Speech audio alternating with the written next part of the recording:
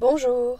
Il y a quelques jours, je vous ai partagé sur les réseaux sociaux et donc sur le compte de la Bulle et puis le compte Instagram de Bulle de Sage-Femme, le contenu de nos trousses d'accouchement pour les accouchements à domicile.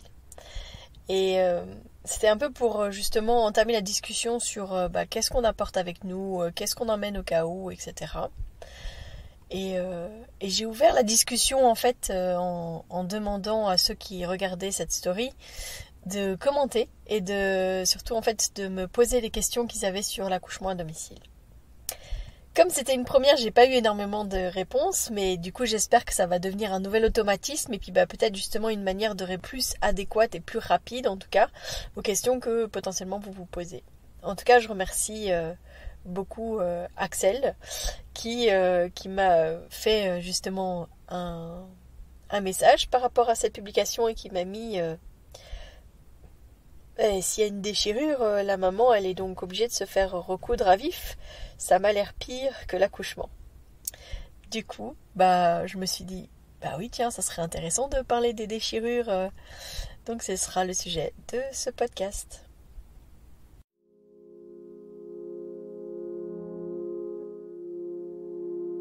Bienvenue dans Bulle de Sage-Femme, le podcast qui déconstruit les croyances, démystifie les peurs sociétales, redonne toute sa place à la physiologie des femmes qui savent enfanter dans leur pleine puissance, mais aussi des bébés qui savent se mettre au monde.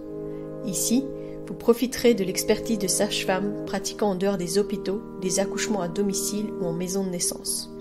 Nous souhaitons que vous trouviez les outils, les informations pour que vous puissiez être les acteurs de la naissance de votre bébé, et ce quel que soit le lieu où vous avez décidé de l'accueillir. Mon nom est Mélissa Chambard, sage-femme, maman de 5 enfants. À chaque épisode, je vous partagerai mes astuces, mes bons plans, mon expertise, des anecdotes, mais aussi des témoignages de parents, de sages-femmes et des rencontres inspirantes autour de la périnatalité, dans la bienveillance, la force, la puissance. Allez, vas-y.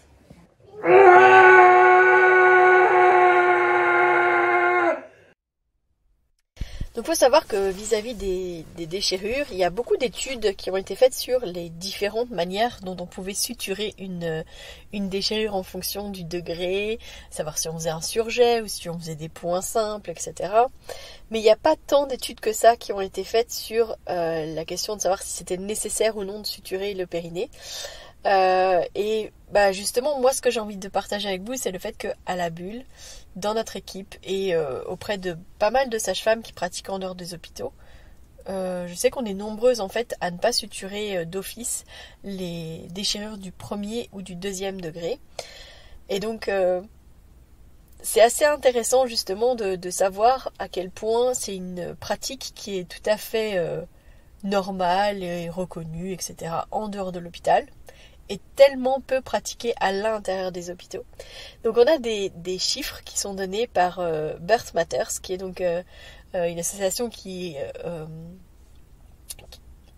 compile en fait les chiffres des sages-femmes qui travaillent de manière autonome, parce qu'on s'est rendu compte en fait que, en tout cas en Belgique, les chiffres ne représentaient pas la pratique sage-femme, parce que dans la plupart des hôpitaux, notamment les hôpitaux facturent et donc enregistrent les accouchements la plupart du temps comme fait par des gynécologues, même s'ils ont été faits par une sage-femme, parce que mieux rémunérés. Et donc c'était important en fait de mettre la réalité des chiffres des sages-femmes en avant, et donc c'est de là qu'est né Birth Matters, et ça me fait penser que nous on doit vraiment encoder aussi tous nos chiffres chez Birth Matters, parce que pour l'instant on ne l'a pas encore fait. En tout cas, Birth Matters, elles ont partagé les chiffres de l'année 2020, et ce qu'elles disent c'est que dans les naissances qui sont pratiquées par les sages-femmes en dehors des hôpitaux, il y a 48% des femmes qui ont un périnée qui est intact, 27% qui ont une déchirure du premier degré, 20% une déchirure du deuxième degré et 1,9% d'épisiotomie. Il faut savoir que les chiffres du SPE, elles relèvent un taux d'épisiotomie autour de 39,7% et ça va même jusque 61% pour un premier bébé. Il n'y a pas de chiffres qui sont enregistrés vis-à-vis des déchirures parce que ça fait pas partie des choses qui sont repris en fait dans les enregistrements qui sont faits. Comme par exemple, c'est pas repris non plus les positions dans lesquelles les femmes accouchent. Alors que dans nos statistiques à la bulle, ça nous a paru super important de mettre en avant effectivement au niveau du périnée qu'est-ce qu'il pouvait y avoir, etc. Mais aussi la position d'accouchement, de savoir si elle avait bénéficié ou non de la piscine pendant son travail, si elle avait accouché dans l'eau évidemment. Voilà, donc on note tout ça, on note aussi la quantité de sang que les femmes ont perdu au moment de la délivrance, etc. On compile tout ça parce que c'est très important en fait d'avoir ces chiffres-là, parce que ça nous permet de savoir qu'est-ce qui nous guide dans notre pratique et puis peut-être qu'un jour on fera de ces chiffres quelque chose d'hyper important. Il y a de vraies disparités en fait dans les pratiques autour de la suture ou non des périnées en fonction des pays en fait. En Angleterre par exemple, on ne suture pas de manière systématique les déchirures du premier degré, alors qu'en France, en Belgique, c'est quasi systématique. Une femme, elle va rarement avoir le choix de ne pas avoir un périnée suturé. Et la plupart du temps, en fait, les femmes, elles savent même pas que c'est une option valable et qu'elles peuvent dire non, mais en fait, pour moi, c'est ok, là, j'ai pas du tout envie qu'on fasse une suture.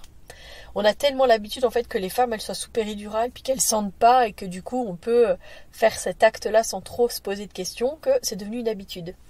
C'est plus une manière de vouloir réparer anatomiquement pour que ça retrouve un peu l'aspect habituel, j'ai envie de dire, que on va faire la suture quasi systématiquement à ce moment-là, puisque comme elles sont endormies, on peut en profiter pour réparer le périnée des femmes, pour essayer de reconstituer anatomiquement le périnée. J'ai déjà vu des gynécos prendre énormément de temps à essayer de suturer par exemple une petite lèvre qui s'était coupée en deux. Alors que ça fait vraiment entièrement partie de notre préparation à la naissance, le fait d'expliquer aux femmes pourquoi est-ce qu'on ne suture pas d'office le périnée, qu'est-ce que ça implique, qu'est-ce qu'une naissance change en fait dans la physionomie, j'ai envie de dire, et la manière dont parfois le corps peut garder des traces de ce moment si intense que peut être la naissance, et que c'est un peu utopique de vouloir absolument avoir la vulve, l'aspect, le périnée de ce qu'on avait avant d'être enceinte même, et avant d'accoucher. Donc c'est important justement de reparler de ça, parce que si c'est si important pour la femme, peut-être que c'est important que nous on le sache, que si jamais il y a une déchirure, elle a envie, a priori, qu'on referme et qu'on suture la plaie. Ça a de l'importance parce que si nous, notre première approche, c'est justement de ne pas suturer, si elle nous dit que c'est vraiment important pour elle, on ira dans son sens d'office, parce que ça doit rester le choix des femmes. Ça doit pas être juste parce que on a l'habitude de fonctionner comme ça, que ça doit d'office fonctionner comme ça. Bon, la suture, ça reste un acte chirurgical qui peut avoir des conséquences en postpartum immédiat, mais aussi pour la santé des femmes, même à long terme. C'est pas si peu souvent qu'il y a une femme qui va nous dire moi j'ai eu une épisiotomie ou même une déchirure pour mon premier, la suture a été difficile et je la sens encore pendant mes rapports, c'est pas agréable, etc. Il y a une étude au Royaume-Uni qui a montré qu'il y avait quand même 20% des femmes qui ont des problèmes périnéaux à long terme, et notamment des dyspareunies. Et les études, elles ont montré qu'il y avait plus de différence entre un périnée suturé et non suturé dans la cicatrisation, dans la reconstruction, j'ai envie de dire, entre les femmes qui ont eu une suture et celles qui n'en ont pas eu.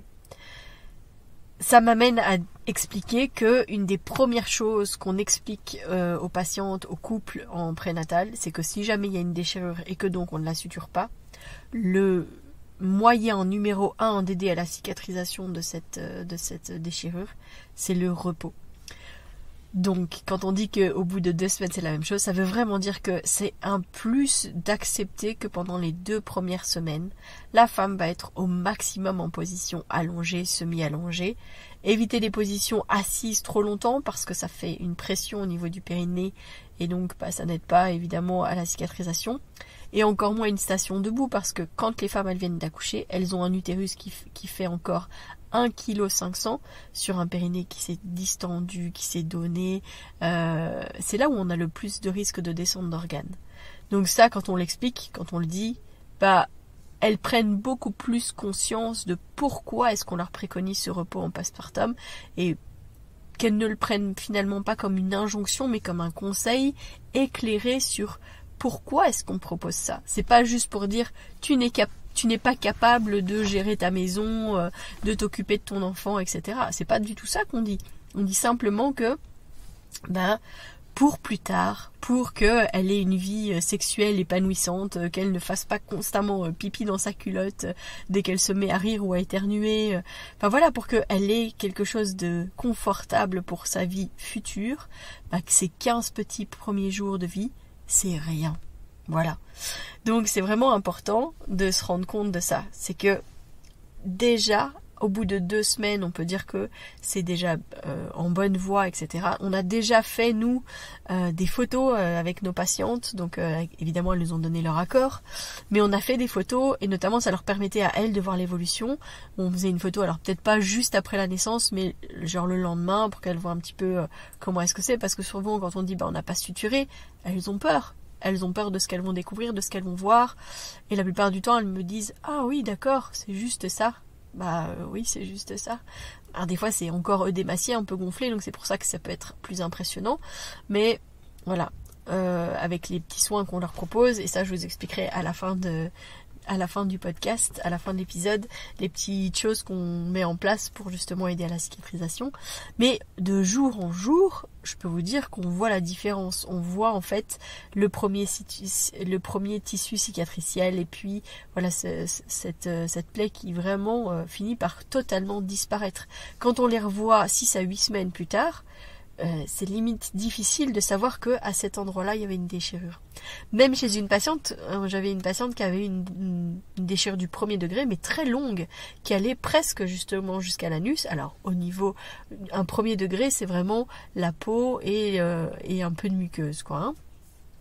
Donc c'est superficiel en soi, mais ça peut paraître très important parce que justement, là on avait une plaie qui faisait plusieurs centimètres de long. Tout s'est vraiment remis magnifiquement, j'ai envie de dire. Quand les femmes, elles nous décrivent aussi qu'elles ont eu une épisiotomie ou une déchirure, et que la cicatrice est douloureuse, moi je leur dis parfois, écoute, si pendant la naissance ça redéchire à cet endroit-là, ce sera peut-être un cadeau, parce que justement le fait qu'on ne va pas resuturer, ça va peut-être aider à gagner en confort, en élasticité, et donc tu auras peut-être beaucoup moins cet effet de cicatrice un peu indurée comme ça qu'on peut avoir. C'est vrai que quand elles ont eu terriblement mal après un premier, ou elles ont eu une épisiotomie ou une suture qui a fait vraiment mal, elles sont souvent beaucoup plus enclins à ce qu'on ne suture pas. Et quand on dit mais on ne suture pas d'office, elles disent ça va. Puis vient toujours la question de mais vous suturez à vif, donc comme Axel dans sa question. Évidemment que non, d'accord. C'est pas parce que les femmes sont pas sous péridurale que on les recoue à vif, non pas du tout. On a aussi les produits pour pouvoir endormir localement, donc on a un anesthésique local qui va nous permettre justement de pouvoir faire en sorte de pouvoir suturer dans le confort, j'ai envie de dire. Même si le fait de devoir injecter un produit, parfois ça crée une situation où les tissus sont un peu plus gonflés et ça peut rester douloureux après, mais on a tout pour pouvoir le faire. Alors, quand je dis qu'on suture pas ou peu, justement le peu c'est quand c'est déjà si jamais la femme nous le demande, ça évidemment à ce moment-là on fera la suture. Si jamais on a une femme aussi qui aura peu d'aide en postpartum, ou une maman hyperactive qui va beaucoup bouger, donc qui n'arrivera pas à rester en position de repos pour aider à ce que son périnée se remette bien et cicatrise bien, peut-être qu'on va le proposer de manière un petit peu plus claire, en disant écoute, si jamais tu penses que tu vas pas savoir rester tranquille, etc., on peut toujours suturer. Voilà. Parfois ça remet juste les choses en contexte, et puis elles se disent juste non mais je vais être tranquille dans les 2 prochaines semaines. C'est clair que quand elles viennent d'accoucher, qu'elles sont passées par l'intensité de l'enfantement, qu'elles ont accueilli leur bébé, qu'elles sentent bien tout ça, elles ont clairement pas envie qu'on les embête. Et donc je pense que c'est aussi pour ça que la plupart du temps quand on dit non mais là il n'y a pas besoin, on va pas suturer, limite elles soufflent en mode ça va, c'est bien, c'est bon. Ça revient d'office pendant les consultations, la question de savoir qu'est-ce qu'on fait si jamais il y a une déchirure. Et donc quand je dis qu'on réalise des sutures si c'est nécessaire, évidemment, s'il y a un saignement qui est dû à la déchirure, on fera une suture parce que on va pas augmenter les pertes de sang parce qu'il y a un petit vaisseau qui a été touché. Donc à ce moment-là, on va aider à faire en sorte que justement on n'ait pas une situation où la femme saigne juste de son périnée, ce serait quand même embêtant. En tout cas, évaluer au cas par cas, discuter du pour et du contre et surtout laisser le choix aux patientes. Parce que comme je le disais, la plupart du temps, elles savent même pas qu'elles ont le droit, elles ont la possibilité de ne pas être suturées. Alors c'est vrai que en postpartum à domicile, parfois ces sutures elles sont tellement serrées qu'elles dérangent vraiment beaucoup la patiente.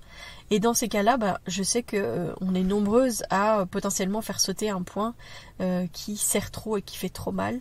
Ça nous arrive régulièrement, donc c'est la preuve aussi que on peut très bien se passer de ce point-là. Peut-être que des fois la cicatrisation forcée, j'ai envie de dire, parce qu'on avait rapproché les bords, est déjà tout à fait ok. Parfois c'est pas le cas, mais on va aider à la cicatrisation à cet endroit-là, comme on l'aurait fait sur un périnée qu'on n'aurait pas suturé. Le fait de refermer ces plaies, de refermer ces déchirures, voilà, c'est vraiment, comme je disais, essayer de retrouver anatomiquement, reconstituer anatomiquement le périnée. Mais parfois, en faisant ça, on resserre beaucoup trop. Et j'ai encore vu il n'y a pas très longtemps une maman où quand j'ai été chez elle, alors ça faisait déjà plusieurs jours parce que son bébé avait été en néonate. Mais donc évidemment, je regarde toujours le périnée des femmes. Je leur dis, je le regarde au moins une fois. Si jamais il y a une plaie particulière, évidemment, je regarderai plus. Mais je leur dis toujours, je regarde au moins une fois, comme ça j'ai un élément de comparaison. Et si jamais à un moment donné tu as des plaintes, qu'il y a quelque chose de particulier, j'aurai déjà regardé et donc je serai à même de pouvoir te dire qu'est-ce qui va ou qu'est-ce qui va pas. Parce que si j'y ai jamais mis le nez, si j'ai jamais regardé, ça va être compliqué pour moi de diagnostiquer et de voir ce qui ne va pas. Et donc ça m'est effectivement arrivé de regarder un périnée et de finalement voir qu'on avait beaucoup trop resserré à l'entrée du vagin. Alors, on parle du point du mari, parce que j'en ai déjà parlé dans le podcast sur les violences obstétricales, mais je pense que des fois, ils ne s'en rendent tout simplement pas compte, et que c'est même pas voulu de continuer à suturer, puis de ne pas se rendre compte de ce qui... J'ai aussi eu une patiente que j'ai accompagnée il y a quelques mois pour un accouchement à l'hôpital, et cette patiente, elle était dans la résistance pendant très longtemps, puis quand elle a enfin accepté de faire venir son bébé sur son périnée, en fait, elle l'a poussé en une seule fois. Mais du coup, clairement, en fait, elle s'est beaucoup abîmée au niveau de son périnée. Et quand la gynéco a fait la suture, je me suis demandé ce qu'elle faisait. En tout cas, je pense que elle s'y est pas pris dans le bon sens, ou je ne sais pas, mais je me suis demandé comment est-ce que ce périnée allait se remettre avec cette suture, et on a tout essayé à domicile. J'ai aussi essayé de faire sauter 1 ou 2 points, mais elle va devoir repasser par une opération. Il faut savoir qu'il y a une étude de la Cochrane en 2011, est-ce qu'il fallait ou non suturer les périnées, et apparemment il n'y avait pas de preuves scientifiques suffisantes pour suggérer qu'une méthode était meilleure que l'autre. Donc c'est valable de ne pas suturer les périnées, comme c'est valable finalement de les suturer. Il y a une autre étude qui avait été faite, et un mémoire de fin d'étude qui avait été fait par une sage-femme, il y a déjà un certain nombre d'années, puisque ça datait de 94, qui expliquait quand même que les femmes qui avaient un périnée qui avait été suturé, elles utilisaient souvent beaucoup plus d'antalgiques en postpartum immédiat, et je pense que c'est dû à cette situation un peu de tension et d'inconfort, notamment quand elles essayent de s'asseoir, qui les amenait à utiliser plus d'antalgiques. Donc juste pour resituer, parce que j'ai parlé de déchirure du 1er degré, 2e degré, etc. Mais donc les différents stades de déchirure, évidemment, c'est de plus en plus profond, de plus en plus fort. On dit que la déchirure de 1er degré, ou D1, ça touche le peau, la muqueuse vaginale, c'est souvent au niveau de la fourchette. Une D2, c'est la peau, les muqueuses, et puis plus profondément dans les tissus sous-muqueux et les muscles, mais sans atteinte du sphincter anal. Dans la D3, il y a une atteinte du sphincter anal, et dans la D4, il y a une atteinte du sphincter, mais aussi des muqueuses anorectales. Depuis bientôt 4 ans, à la bulle, on a eu une seule D3. Tout le reste, en général, ça a été des déchirures qui n'ont pas nécessité de suture, sauf quand ça avait saigné, ou alors une fois ou pour du confort aussi, une patiente qui avait une déchirure qui était assez longue, mais qui ne voulait pas rester comme ça, qui a été rassurée par le fait qu'on fasse une suture. Et je vais pas mentir, personnellement, j'ai tellement peu suturé de périnée parce que j'ai pas eu l'occasion de pratiquer plus que ça la suture. C'est souvent Mélanie qui fait les sutures de périnée parce que Mélanie elle a travaillé à l'hôpital pendant 11 ans et que du coup elle maîtrise beaucoup mieux ces gestes-là, elle est beaucoup plus fluide et c'est beaucoup plus correct.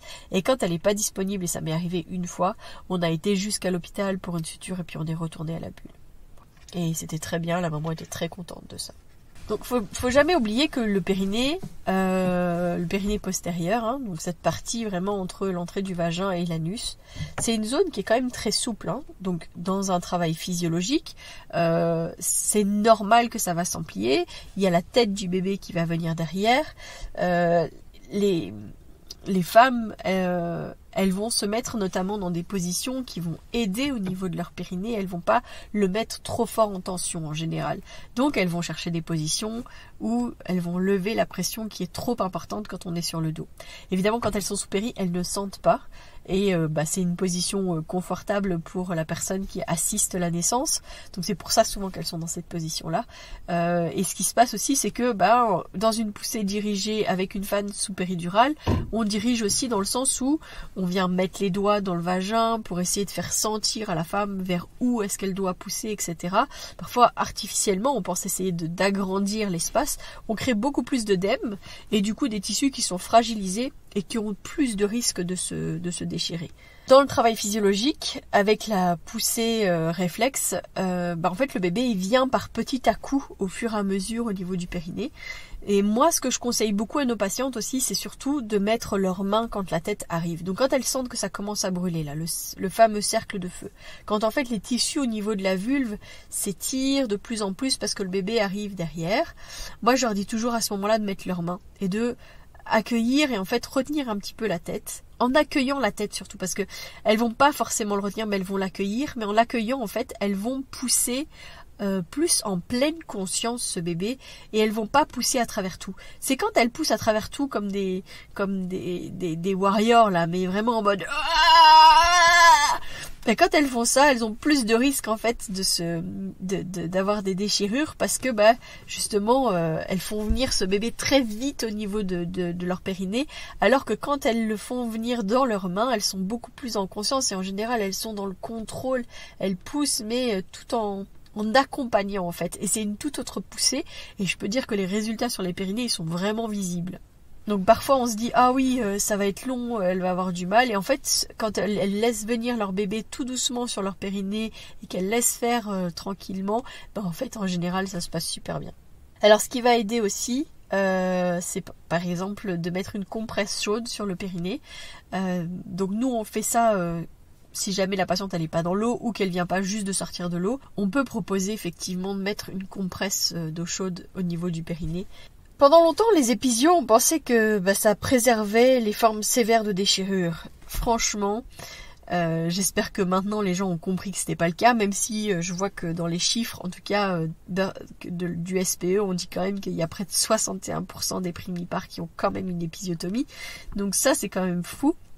Mais donc, quand on disait que c'était pour éviter les déchirures sévères, moi je trouve que c'est quand même du non-sens de dire je vais couper dans votre périnée parce que sinon vous risquez une déchirure sévère.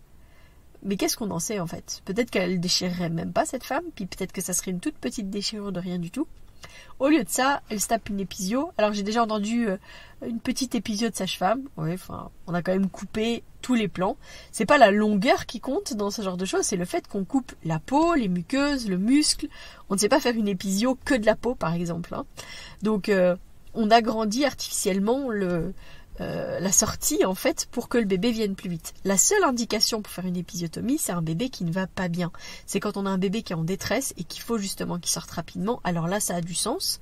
Si jamais on a juste un gros bébé, un bébé qui prend son temps, qui met du temps à venir sur le périnée, etc. Il n'y a pas besoin de couper en fait. Je peux vous dire que quand on accompagne des premiers bébés, moi, je dois pas me rappeler que je dois pas faire d'épisio, ça, je ne fais pas d'épisio. Mais je dois juste me rappeler régulièrement que c'est un premier bébé et que c'est normal que ça prenne du temps. Et c'est parfois compliqué et difficile.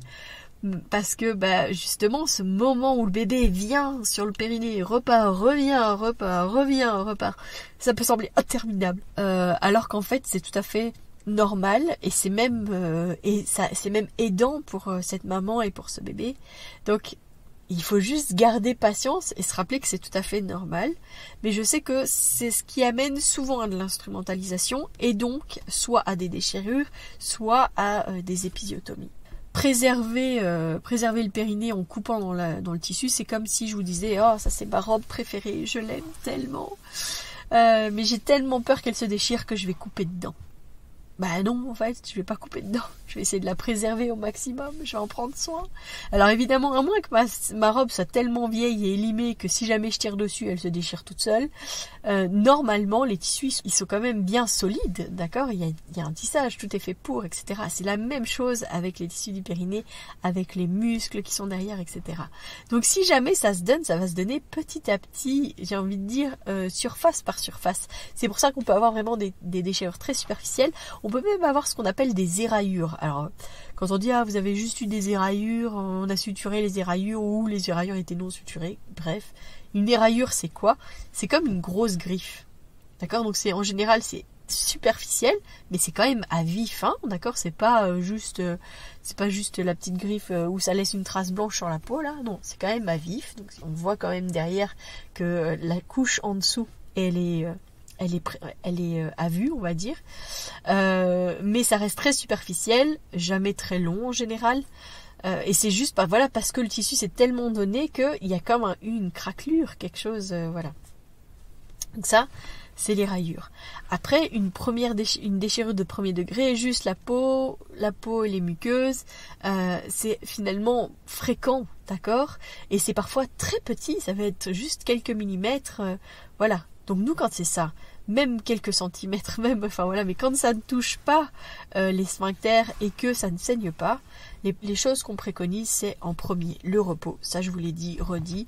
Le repos en position allongée au maximum, les jambes serrées, oui, mais pas forcément bloquées dans cette position et certainement pas croisées. On va pas bloquer les femmes dans une position inconfortable. Ce qu'on va préconiser, c'est que elle peut, quand elle va faire pipi, elle peut diluer ses urines. Mais alors, il faut savoir que ça, moi, je le préconise même aux patientes qui ont eu des sutures et qui me disent que ça fait mal que ça brûle quand elles font pipi. C'est le fait de diluer les urines, soit avec une bouteille avec un bouchon sport par exemple, qu'on remplit avec de l'eau et qu'on vient asperger le périnée, la vulve au moment où on fait pipi, parce que du coup les urines sont diluées, ça pique moins. On peut aussi utiliser une petite douchette, ça existe, il y a des marques bien connues comme Lancino qui ont fait des petites douchettes spécifiques, donc c'est avec une matière un peu plus souple qui permet de donner une pression au moment où on veut faire un jet d'eau et qui permet aussi de mieux diriger le jet, j'ai envie de dire. C'est super chouette et puis c'est quelque chose qu'on peut ensuite réutiliser, notamment quand on a ses règles, c'est assez confortable. On peut aussi tout simplement faire pipi dans sa douche, d'accord, et puis utiliser le pommeau de douche en même temps qu'on urine, ce qui permet aussi à la fin de pouvoir faire une petite toilette, enfin en tout cas de se rincer, de tamponner et non pas de frotter après. Et puis le premier soin qu'on préconise après ça, c'est tout simplement de l'argile blanche. Ça, c'est de la terre magique. L'argile blanche, c'est l'argile de la cicatrisation. Ça marche super bien. Il faut juste rappeler des règles d'hygiène, j'ai envie de dire, parce que ce qu'on préconise, c'est d'utiliser une compresse tissée, donc les compresses qui sont faites avec des petits fils. On fait un peu comme un baluchon en repliant les quatre coins d'une petite compresse qu'on vient tamponner à l'intérieur de l'argile blanche. Et puis, du coup, l'argile, elle est comme emprisonnée entre les petits fils, puis on vient tamponner au niveau de la plaie. Comme il y a des pertes de sang, comme c'est un milieu humide, l'argile va rester à cet endroit-là. Il faut pas évidemment reprendre cette compresse qui du coup sur lequel il y a du sang et puis venir la retamponner dans l'argile. Là, ça c'est pas ok. On reprend une nouvelle compresse, on retamponne et on remet. C'est toujours bon de le rappeler parce que du coup on garde l'argile propre. On peut l'utiliser pour soi au niveau de son périnée. J'en ai déjà mis aussi sur des plaies de césarienne notamment. Et j'utilise aussi beaucoup sur les petits cordons et autour des cordons quand les cordons ils vont bientôt tomber, puis que ça sointouille un petit peu. Et puis une fois qu'ils viennent juste de tomber, puis que des fois ils saignotent encore un petit peu pour aider à la cicatrisation, un petit peu d'argile blanche ça aide toujours aussi. Donc voilà. Dans les autres choses qu'on peut proposer, c'est par exemple, il y a de l'homéopathie qu'on peut donner, il y a des mélanges d'huiles essentielles, donc nous on propose aussi un mélange à nos patientes quand c'est nécessaire avec des huiles végétales, et puis de la lavande, de l'hélicris et de la cyste. Ce sont des huiles qui aident vraiment à la cicatrisation et qui apaisent aussi énormément, donc on utilise aussi ça. Il existe aussi un spray apaisant qui est fabriqué par Lancino, encore à nouveau, avec un produit qui va vraiment rafraîchir un petit peu. Et donc quand on est dans cette période où c'est un peu œdémacié, c'est quelque chose qui fait énormément de bien. Et dans la recherche de fraîcheur, ce qu'on peut proposer aussi, c'est de faire des bandes hygiéniques sur lesquelles on met de l'aloe vera et de l'eau d'amamélis qu'on va mettre au congélateur et que en postpartum on va pouvoir utiliser. Alors jamais mettre cette serviette gelée qui vient juste de sortir du congélateur sur le périnée parce qu'on risque de se brûler avec le froid. Mais laisser dégeler un peu et puis ensuite de mettre cette serviette pumpé, j'ai envie de dire, avec sans souci, mais donc juste le laisser un peu dégeler avant. On peut aussi utiliser des serviettes de postpartum avec des petites microbilles, un peu comme les gels bleus là qu'on peut mettre au froid et au chaud. Avec ça, pareil, c'est Lancino qui fait ça. Avec ça, on peut gagner en confort en le mettant au froid pour mettre sur le périnée, mais on peut aussi le mettre au chaud pour pouvoir, par exemple, aider au niveau des tranchées. Voilà. Eh bien, en tout cas, je remercie encore grandement Axel pour sa question sur le périnée et sur les déchirures à recoudre à vif, selon elle. Enfin, avec cette image, en tout cas, de ces déchirures à suturer à vif. Ce qui m'a amené, à vous parler des déchirures, des périnées, etc. Ce que je trouve vraiment hyper passionnant. Je pense que régulièrement, je vais vous reproposer ces petits questionnaires, ces petites questions ouvertes sur lesquelles vous pouvez me poster tout ce qui vous vient. Je trouve que ça a du sens justement de répondre à ce moment-là et donc j'espère que c'est quelque chose qui vous plaît. Je vous dis en tout cas à la semaine prochaine et d'ici là, portez-vous bien. Si vous souhaitez échanger à propos des différents sujets abordés dans ce podcast, vous pouvez interagir sur les posts dédiés à chaque épisode sur nos réseaux sociaux Facebook et Instagram. Vous pouvez également me joindre par email à melissa.chambard@gmail.com. Je serai également ravie de collaborer avec vous, que ce soit pour un témoignage, une rencontre ou pour savoir quel sujet vous intéresserait à l'avenir. Je vous invite à vous abonner pour ne rien louper des prochains épisodes, mettre des étoiles, des commentaires et surtout à partager pour faire rayonner, voyager ce podcast, pour démystifier l'accouchement en dehors de l'hôpital, parler de ses suivis, de ses naissances et continuer à accueillir en douceur les adultes de demain.